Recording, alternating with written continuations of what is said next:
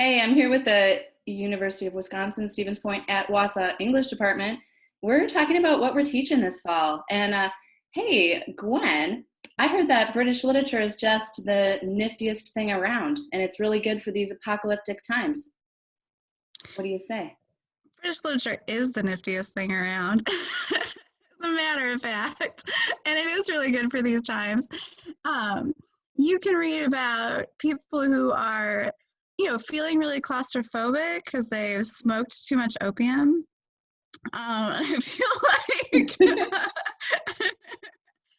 that's something, hopefully you can't relate to too hard, but hopefully those aren't your exact circumstances, but that's something we can all kind of relate to. Like, I'm getting a little stir crazy. I'm feeling a little weird. Maybe I've overindulged in something, some sort of substance.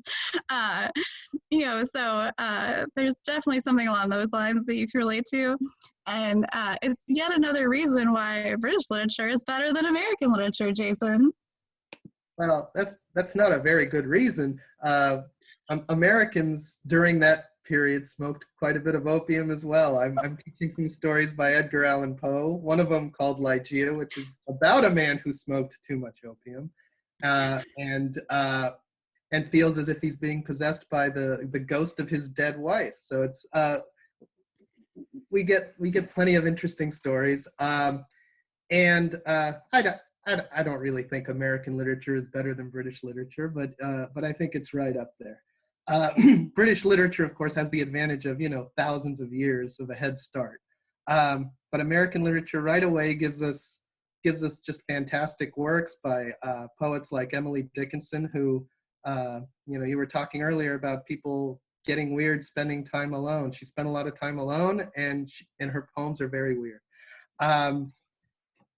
We're also looking at Herman Melville, who's one of the greatest writers the world ever produced. No two of his works are alike, and we'll be reading Benito Cereno and Bartleby the Scrivener, which are strange, wonderful, beautiful works. Jason, far be it from me to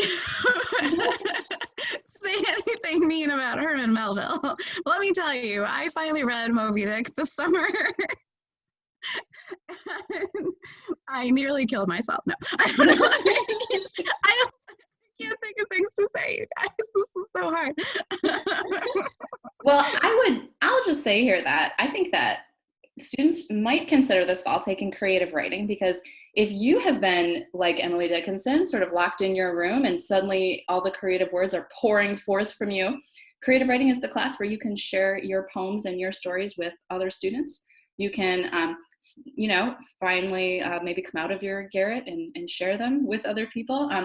So I'm going to be teaching creative writing this fall, and I've been seeing some amazing writing from students already during this like crazy time, right? Like it's really producing different kinds of creative writing. Also, the literary magazine Mush is still going strong even in this time. The students are meeting by Zoom, and in the fall, students have the option to take a class to learn about making literary magazines and to work on our campus literature and art magazine Mush.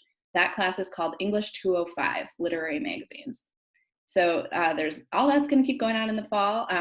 Also, students can do their own research writing in classes like English 202, which Ingrid, I know you teach a couple of sections of that in the fall.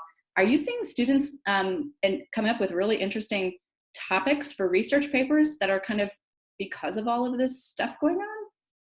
Right, because we start the research thinking so early in the term, most of the students have chosen not to sort of revisit, what they chose to talk about at the beginning of the term. But it is really one, I think, of the most exciting. I honestly think it's one of the most exciting classes that I teach, just because students really do get to follow their line of interest about something. And in many cases, in the fall, that people may want to be reflecting on the experience that we've just gone through and that we're going through, and trying to come up with some answers for themselves that they can answer through research, or questions that they can answer through research.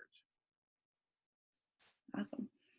And I know that the Writing Center has still been open and helping people out through Zoom, and that the Writing Center will be open this fall, and that you're the director of that.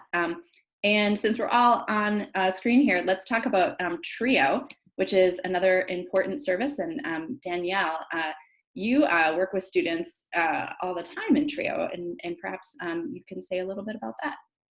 Yeah, I work with students in the Trio Writing Center. And now that we're, not actually on campus, it's usually through Zoom, although I also take appointments. I've done appointments on the phone. I've just done email appointments where, a student sends me a draft and I just give them comments and email it back to them. So there are a lot of ways that, me as the writing specialist in Trio can help students with their papers and other writing and reading projects that they're working on, even from home.